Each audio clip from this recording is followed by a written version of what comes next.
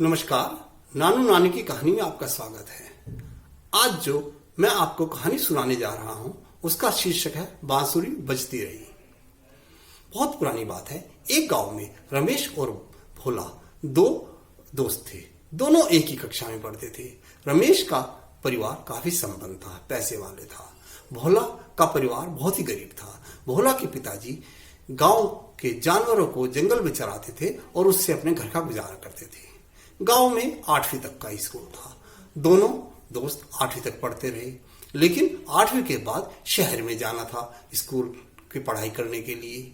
भोला के पिता ने कहा, देखो बेटा, मेरे पास इतना पैसा नहीं है कि मैं तुम्हें शहर भेज सकूं, तो तुम ऐसा करो, यही काम करो जो मैं करता हूं।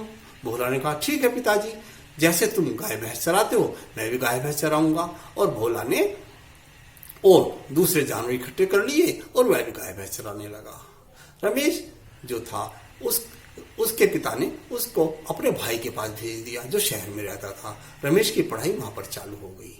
धीरे धीरे समय गुजरता रहा। रमेश जब भी घर आता तो भोला से जरूर मिलता, क्योंकि दोनों बहुत ही पक्के दोस्त थे। धीरे धीरे रमेश ने 11वीं क्लास कर ली, ग्रेजुएशन कर ली। उसके बाद में उसे नौकरी कर ली, वहीं शहर में रहने लगा। दोनों की शादी हो गई। समय गुजरता गया। रमेश जिस कंपनी में काम करता था उसमें तनख्वाह बहुत अच्छी थी, लेकिन काम भी बहुत अधिक था। सवेरे जाता था, रात को आने का कोई समय नहीं था।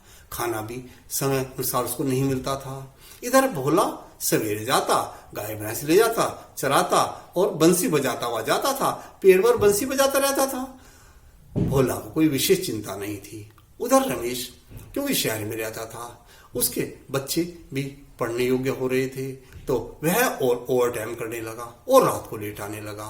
अब उसकी पत्नी ने कहा कि हमें कार चाहिए। रमेश ने लोन ले लिया और घर बनाने के लिए भी लोन ले लिया। अब उसको इतना लोन चुकाना पड़ता था कि अब उसकी आर्थिक व्यवस्था भी ठीक नहीं थी। धीरे धीरे रमेश कमजोर होने लगा और उसको चश्मा भी लग गया। अब और समय बीतता गया। अब समय आ गया जब दोनों लगभग 50-55 साल के हो चुके थे। रमेश जब भी शहर से गांव आता तो देखता, अरे भोला पेड़ पर बंसी बजा रहा है और उसके नीचे आसपास जानवर चल रहे हैं। भोला बहुत खुश था कि चलो कोई बात नहीं, मेरा गुजारा चल रहा है। रमेश ने भोला को कहा कि अरे भोला, तुम वहीं के वहीं रह गए हो। देखो 40-50 जानवर चरा रहे हो। तुम कहीं भी ना तो पैसा कमाते हो ना आगे बढ़ने की सोचते हो। देखो मेरी तरह, मेरी इतनी तनख्वाह है, मेरे पास कार भी है, मैं शहर से यहाँ कार आता जाता हूँ, मेरे बच्चे भी अच्छे स्कूलों में पढ़ रहे हैं।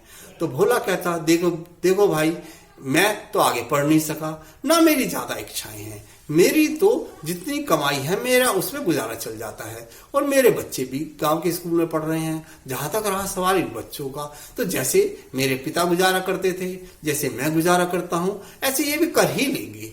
नहीं होगा तो ये भी चरवाहे बन जाएंगे और जानवर चरा लेंगे। मुझे किसी बात की कमी नहीं है, ना ही दुख है कि मैं आगे नहीं बढ़ पाया तुम्हारी तरह से। रमेश कहता, देखो अगर तुम चाहो अभी भी समय है तो तुम कुछ कर सकते हो। भोला बोला, अरे मैं क्या कर सकता हूँ? उसने कोई बात नहीं, अभी भी 10-15 साल में तुम ऐसा करो, कुछ मुर्गी पाल लो, मुर्गी पालन करना, फिर मुर्गी बढ़ जाएगी तो अंडे बेचना, अंडे बेच के तुम कुछ गाय खरीद लेना, गाय भैंस खरीद के डेयरी बना लेना, फिर तुम डेयरी के मालिक बन जाना। उसके बाद आराम से बैठकर इस पेड़ पर बंसी बजाना। भोला उसकी बात सुनता और मुस्कुरा कर रह जाता। खैर धीरे धीरे अब वह समय भी आया जब रमेश रिटायर हो चुका था।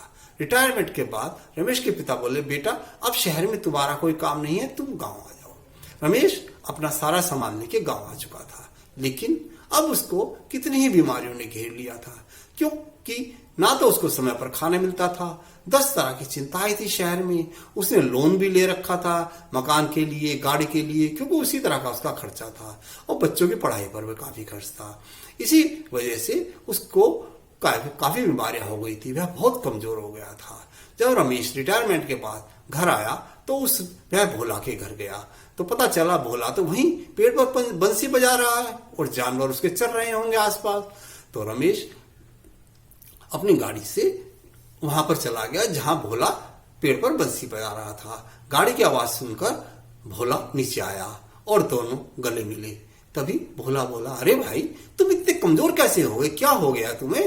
तो रमेश ने सारी अपनी व्यथा बताई कि देखो भाई, मैं शहर में था, इस तरह से हमें कार भी लेनी थी, हमें अपना मकान भी बनाना था, उसका मैंने कर्ज लिया, बैंक से लोन लिया।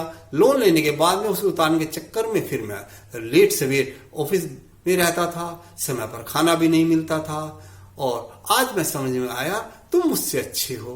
भोला बोला, नहीं ऐसी बात नहीं है, तुमने पैसा कमाया, मैंने सेहत कमाई। तुम आज मुझे बात याद आ रही है जब मुझसे तुम 10 साल पहले मिले थे कि तुम ऐसे करो, मुर्गी पाल लो, गाय कर लेना, ये कर लेना, डेयरी बना लेना, बहुत पैसा कमाओगे। अरे भाई, मेरा मानना है असली कमाई तो हमारी सेहत ही है। अगर हमारा स्वास्थ्य अच्छा है तो उससे बड़ी कोई कमाई नहीं है। देखो, अगर मैं बीमार हो जाऊंगा तो मैं इस पैसे का क्या करूंगा? तुम जानते हो ना, जब हम जाते हैं कुछ नहीं ले जाते। मानता है, मैं मानता हूं, जब हम आते हैं हमारी बंद मुट्ठी होती है, हमारे मुट्ठी में हमारा भाग्य होता है, लेकिन जब जाते हैं क्या कोई इंसान है कि मुट्ठी बंद करके एक तिनका भी ले गया हो? सबके हाथ खुले रहते हैं। रमेश उसकी बात सुन रहा था, वह सोच रहा था, देखो भोला सिर्फ 8वीं पढ़ा है लेकिन कितना मुझसे समझदार है। वह मन मन सोच रहा था, देखो भोला की बांसुरी बजती रही, बांसुरी बजती रही, बांसुरी बजती रही। नमस्कार। कैसी लगी आपको कहानी? अच्छी लगी तो कृपया सब्सक्राइब करें, लाइक करें, कमेंट्स दें।